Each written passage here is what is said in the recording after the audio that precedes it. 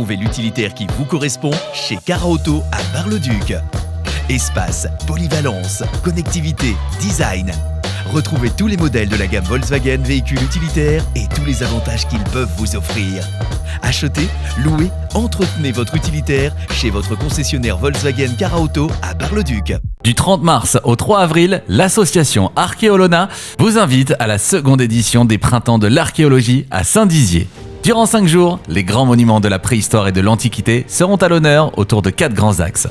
Deuxième festival des Printemps de l'archéologie du 30 mars au 3 avril à Saint-Dizier. Entrée gratuite. Latitude, électro R&B, c'est priorité au local, en Haute-Marne et dans le sud de la Marne. Latitude, plus proche de vous, à Saint-Dizier et Vitry-le-François, sur 107.9, mais aussi partout en digital, sur l'appli Latitude et les enceintes connectées. Latitude.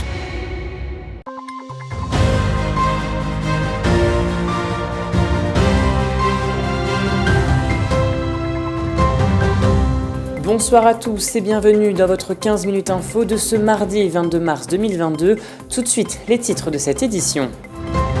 Ce matin, un mouvement de grève a été fait contre la suppression d'un poste administratif au sein du collège Jean Renoir de la Porte du Der. Bar-le-Duc a son repère café, l'objectif est d'apprendre à réparer plutôt que jeter et donner une seconde vie aux appareils défectueux.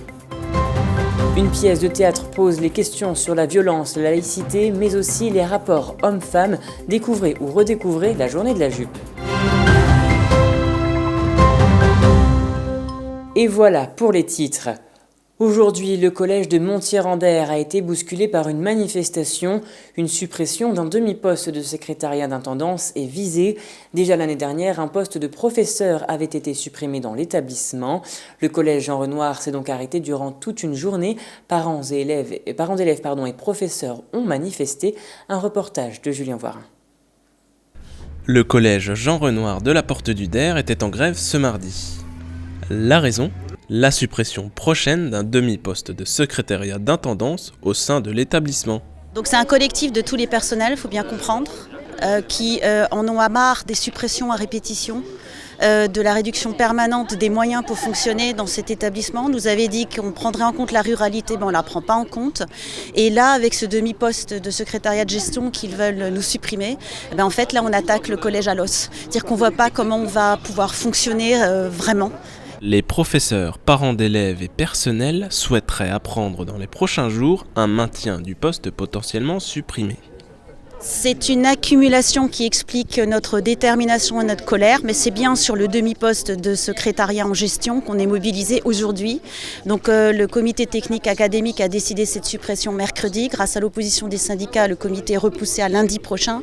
On espère bien apprendre que ce poste est maintenu. C'est ça qu'on revendique aujourd'hui, parce que là, c'est vital. Une dizaine de parents d'élèves ont également fait grève. Nous, parents d'élèves, tous les ans, malheureusement, on apprend qu'il y a un poste qui est supprimé. L'année dernière, c'était une professeure. Cette année, c'est le secrétariat. La personne qui s'occupe en plus de tout ce qui est voyage pour les enfants, voyage pédagogique, voyage en Angleterre, voyage en Espagne, tout ce qui est aussi voyage au ski, qui est très important aussi sur le relationnel des enfants. Une crainte entoure cette suppression de poste, c'est-à-dire le risque que le collège puisse fermer. On nous supprime un poste jusqu'au jour, c'est ça qui nous fait peur, où on va nous dire il n'y a plus assez de monde, on ferme le collège. Et la fermeture du collège pour nous ici à Montier-en-Der, ça veut dire que nos enfants seraient obligés de partir sur Saint-Dizier, chose qui est très compliquée. Et localement, le collège est très important. Aucun cours n'a été dispensé ce mardi puisque tous les professeurs étaient en grève.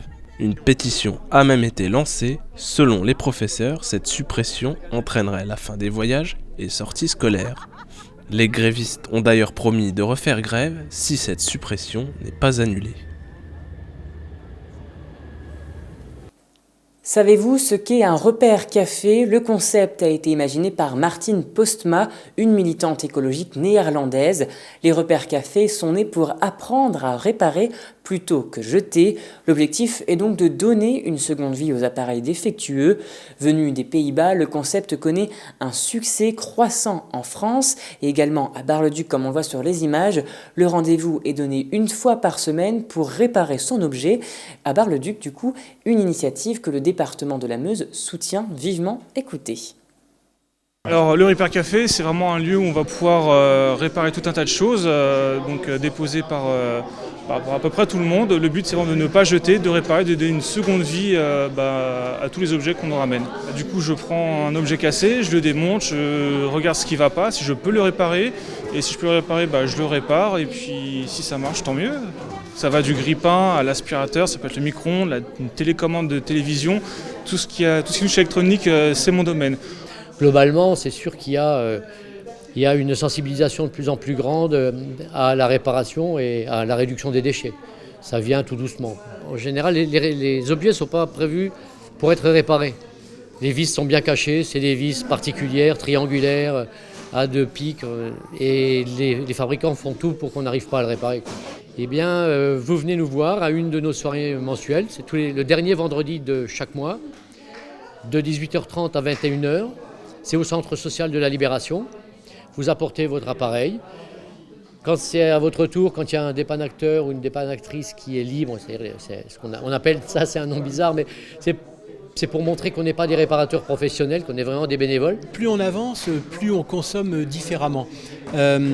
Tout à l'heure, le porteur de projet l'a dit dans son intervention, c'est effectivement, les gens se posent des questions aujourd'hui plutôt que d'aller jeter à la déchetterie. Je pense qu'il y a une prise de conscience qui a été accélérée, qui va être encore accélérée par les événements tragiques qu'on vit aujourd'hui avec tout ce qui se passe. Et donc, quelque part, je pense qu'il y a une prise de conscience sur le fait qu'on peut consommer différemment, on peut éviter de jeter, on peut prolonger la vie des objets, on peut d'ailleurs dans d'autres domaines consommer aussi d'une autre manière. Donc je pense qu'il y a vraiment une prise de conscience et ça va être encore plus prégnant dans les mois à venir.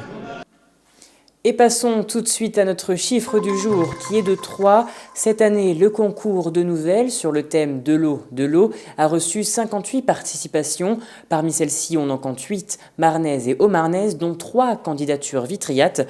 Le jury de cette édition, sous la présidence de Christiane Bergot, présidente d'À Livre Ouvert, et avec la participation des membres du conseil d'administration de l'association, ainsi que la directrice des médiathèques de Vitry-le-François. Tout autre chose à présent, un peu de théâtre, puisque ce mardi 15 mars, environ 500 élèves haut-marnais sont venus voir la pièce de théâtre La Journée de la Jupe. Cette pièce met en avant plusieurs questions de société, comme la domination masculine qui règne dans certains quartiers de banlieue, le viol ou encore le racisme, l'occasion pour les élèves de se confronter aux problèmes quotidiens dans les collèges et lycées et de lancer le débat entre profs et élèves. Un reportage d'Alison Godefroy. Elle est fragile.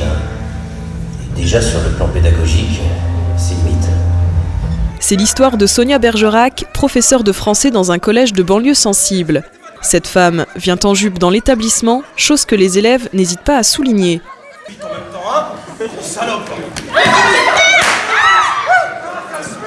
Dépassée par leur attitude ingérable, Sonia Bergerac trouve un revolver dans le sac d'un de ses élèves. Elle s'en empare et involontairement tire sur l'un d'entre eux et prend la classe en otage. Donc La Journée de la Jupe, c'est avant tout un film qui a été écrit et réalisé par Jean-Paul Lilienfeld il y a une quinzaine d'années. Avec en rôle principal Isabelle Adjani. C'est plus une peinture de la société avec tous ses manquements. Et comment d'un point de vue pyramidal chacun se renvoie à la faute et pour aboutir à justement à ce qu'on peut connaître dans certains endroits, et des profs qui sont un peu laissés livrer à eux-mêmes sans être soutenus, des élèves eux-mêmes qui sont un peu en perte de vitesse aussi, des rapports compliqués entre les profs et les élèves, et là encore on n'incrimine personne, c'est vraiment une façon de dépeindre ce qui se passe. Parce que je suis noir, vous me traitez de sauvage. Cette pièce de théâtre met en avant un enchaînement de situations tragiques sur une mise en scène subtile. La force de celle-ci réside aussi dans ses dialogues sonnants toujours très justes. On remet aussi encore beaucoup aujourd'hui la responsabilité sur les femmes, des problématiques qui sont liées à justement à ces rapports hommes-femmes et pourquoi c'est toujours encore aux femmes de faire des efforts, aux jeunes filles de faire des efforts et de prendre sur elles pour ne pas froisser les garçons, pour toujours huiler les relations. Cette pièce de théâtre met en avant des faits d'actualité, des stéréotypes et des mécanismes de relations dominantes entre professeurs et élèves, mais également entre élèves eux-mêmes. Des questions se posent sur la violence, la laïcité, puis les rapports hommes-femmes. J'ai trouvé cette pièce formidable, c'est vrai que c'est très intéressant, il y a beaucoup de choses à revoir notamment avec les élèves, à discuter. Alors ce n'est pas ce que je vis moi au quotidien, loin de là. On vit dans un petit lycée, enfin moi ça fait 30 ans que j'enseigne, je n'ai jamais connu cette situation-là. C'était bien parce que c'est quelque chose qui se passe tous les jours. Et par rapport au viol, tout ça, c'est souvent il y a plein de personnes qui le vivent, qui ne le disent pas. Donc ils révèlent un peu ce qui se passe dans la vraie vie. Cette pièce de théâtre est pertinente, percutante et touchante. Elle deviendra sûrement, avec le temps, un classique du théâtre moderne. Et voilà, c'est la fin de cette édition. Merci à tous pour votre fidélité. L'information continue sur puissancetélévision.fr. Et tout de suite, la météo d'Alison Godefroy. Toute l'actualité qui vous concerne, à voir et à revoir dès maintenant sur puissancetélévision.fr et sur notre application mobile.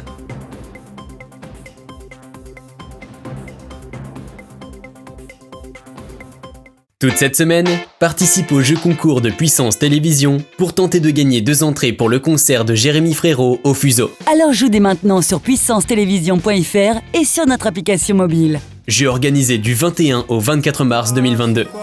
Un homme au pire, au mieux perdu. Un homme, c'est quoi? Je sais pas, je sais plus. Regarde-moi dans les yeux, qu'est-ce que tu vois? Dis-moi. Un homme, c'est quoi? Un homme pour toi. En partenariat avec les 3 scènes. Un peu libre, un peu docile, un peu fort, un peu...